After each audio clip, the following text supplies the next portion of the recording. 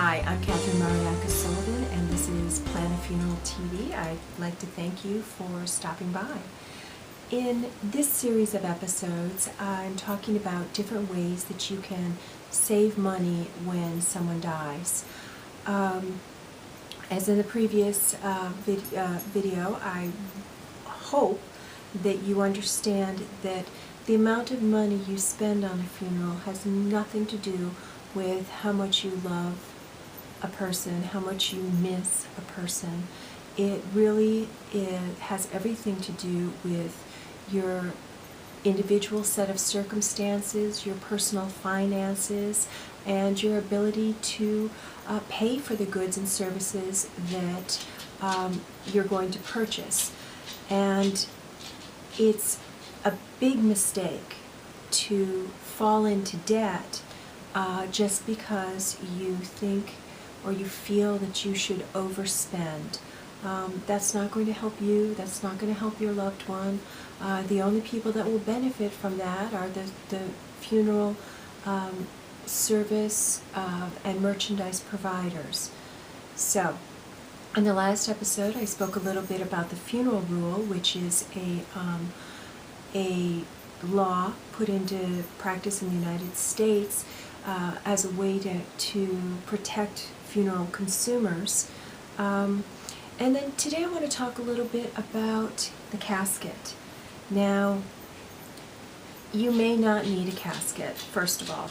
That's number one, something that you should understand. If you're going to cremate your loved one, then you certainly don't need to purchase a tropical wood, highly ornate, decorative casket, because that will be going into the crematorium, and that's just, it's just unnecessary. So if you're going to have your loved one's body cremated, and there are a couple of alternatives. You can you can purchase what is called a cremation casket, and these are usually made out of a heavy-duty corrugated cardboard or a lightweight press wood.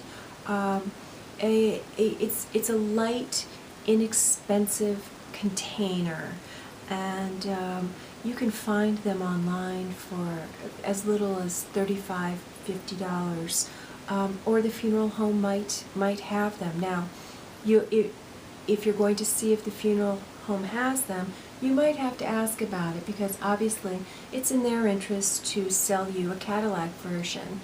But by all means, ask if they have it. Now, if you're going to cremate your loved one's body, but you're also going to have a visitation or viewing prior to that, many funeral homes offer rental caskets, and as strange as that sounds, it makes perfect financial sense, because for a visitation or a viewing, you probably want something that looks a little bit more decorative than a cremation container. These can be very, very simple to very, very ornate.